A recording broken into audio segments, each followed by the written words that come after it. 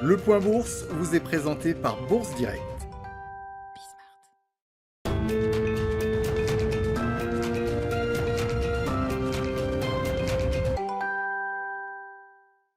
La tendance est en légère hausse à la Bourse de Paris avant l'ouverture de Wall Street. Les principaux indices américains qui sont d'ailleurs attendus hésitants à l'ouverture à en croire les contrats futurs sur les indices.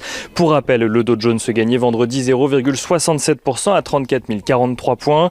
Le S&P 500 gagnait lui 1,09% à 4 880 points. Et le Nasdaq Composite gagnait lui 1,44% à 14 016 points.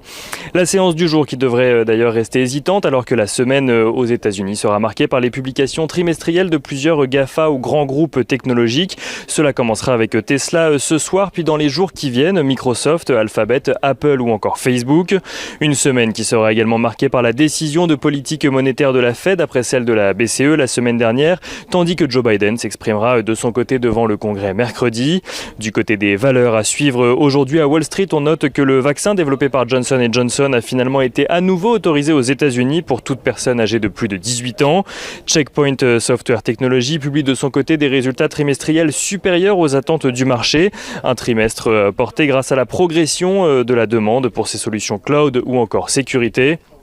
Et on note du côté des matières premières à présent que le pétrole recule aujourd'hui. Le baril de Brent s'échange aux alentours des $65, tandis que le WTI autour des $61. En cause, les craintes de chute de la demande en Inde, alors que le pays est actuellement débordé par la situation sanitaire.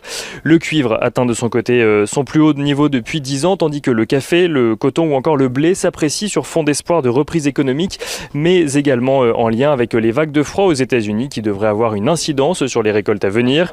Et on finit avec les rendements obligataires aux États-Unis qui s'apprécient légèrement. Cet après-midi, le rendement obligataire à 10 ans est aux alentours des 1,59%.